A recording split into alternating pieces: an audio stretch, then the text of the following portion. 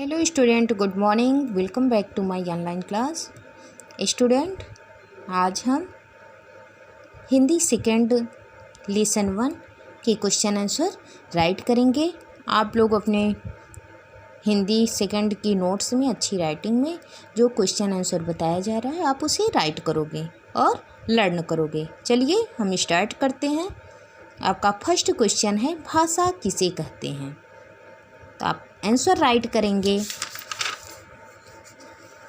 भाषा वह साधन है जिसके द्वारा हम अपने विचार दूसरों के सामने बोलकर या लिखकर प्रकट करते हैं।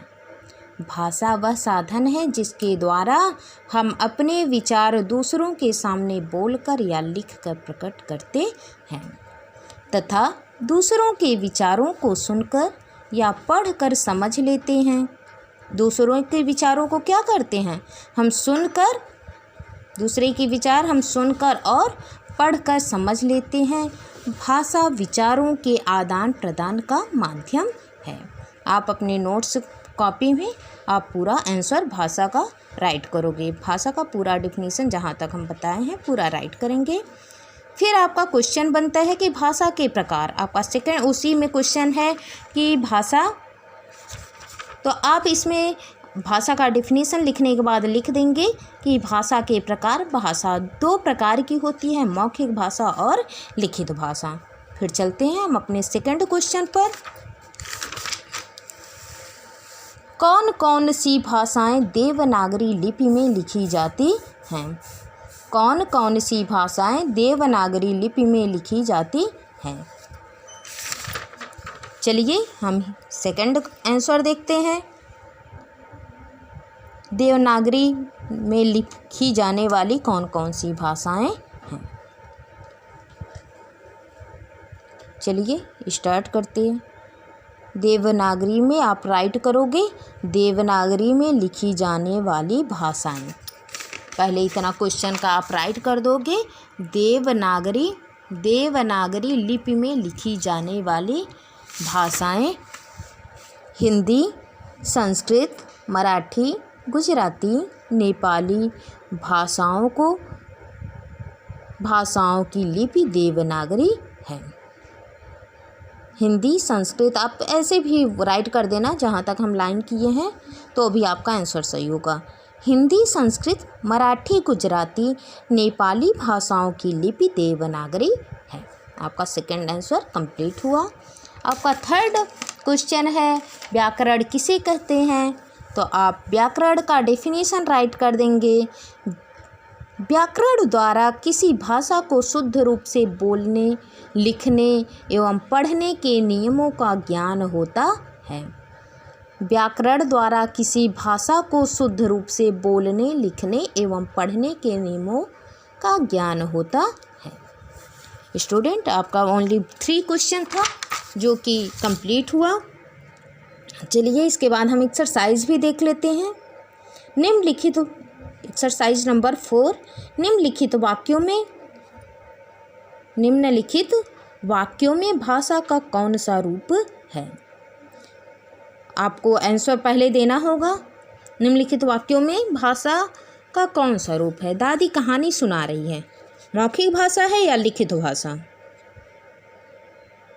दादी कहानी सुना रही है। दादी मुंह से बोलकर कहानी सुना रही है या लिखकर? तो ये दादी मुंह से कहानी को सुना रही है, बोलकर सुना रही है, इसका मतलब ये मौखिक भाषा है। तो यहाँ पर आप क्या करोगे? किसके सामने सही का निशान लगाओगे? किसके सामने टिक सही करोगे? मौखिक भाषा के सामने। ईशान ने पत्रिका में कहानी पढ़ी। ईशान ने पत्रिका में कहानी पढ़ी। ईशान ने पत्रिका में कहानी बोलकर पढ़ नहीं रहा था, किसी को सुना नहीं रहा था। पत्रिका को, कहानी लिखी हुई चीज़ को स्वयं मन में पढ़ा और लिखा हुआ था। कहानी किस में लिखा हुआ था ना? पत्रिका में। तो पत्रिका में कहानी लिखी हुई थी और ये कहीं किसी को सुना नहीं रहा है, बस क्या कर रहा है? पढ़कर कहानी को समझ रहा है। तो यहाँ पर क्या होगा? लिखित भाषा होगा। शिक्षक महोदय ने व्याकरण पर चर्चा की। शिक्षक महोदय ने किस पर चर्चा की? किस पर चर्चा की? व्याकरण पर। शिक्षक महोदय बोलकर चर्चा किए या लिखकर? यहाँ पर शिक्षक कोई चर्चा करेंगे किसी टॉपिक पर तो बोलकर ही करेंगे, तो व्याकरण पर चर्चा करना क्या होगा? मौखिक भाषा होगा बेटा। व्याकरण पर चर्चा मौखिक भाषा। समाचार पत्र में ओलंपिक में प्राप्त पदकों के बारे में छपा है, लिखित भाषा। समाचार पत्र में लिखकर ओलंपिक पदक के बारे में बताया गया है, ये लिखित भाषा है। चलिए हम आगे देखते हैं। Exercise number 5। दिए गए सही वाक्यों के सामने सही और गलत वाक्यों के सामने गलत का चिन्ह लगाइए। टेलीविज़न पर मौखिक भाषा का प्रयोग किया जाता है, सही। टेलीविज़न पर मौखिक भाषा का प्रयोग किया जाता है। लिपि भाषा को शुद्ध बनाती है, रॉन्ग। व्याकरण भाषा को शुद्ध बनाता है, न कि लिपि, तो आंसर क्या होगा? रॉन्ग होगा। हिंदी भारत की राजभाषा और राष्ट्रभाषा है, बिल्कुल सही आंसर। तो यहाँ पर थर्ड में सही का आप टिक करोगे। लिखने की विधि के ढंग को व्याकरण कहते हैं। लिखने की विधि के ढंग को हम लिपि कहते हैं, न कि व्याकरण, ये भी रॉन्ग है। पुस्तक पढ़ना भाषा का लिखित रूप है। पुस्तक पढ़ना भाषा का लिखित रूप है।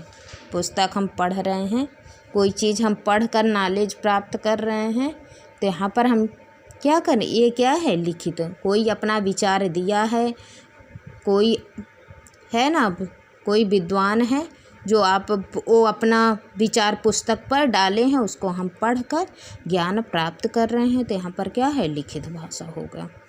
स्टूडेंट आज बस इतना ही। आप पूरा क्वेश्चन आंसर और एक्सरसाइज बुक में फिलअप करोगे, कॉपी में नहीं राइट करेंगे। बुक में एक्सरसाइज फिलअप कर लोगे और कॉपी में क्वेश्चन आंसर राइट करेंगे और उसे लर्न करेंगे। Thank you.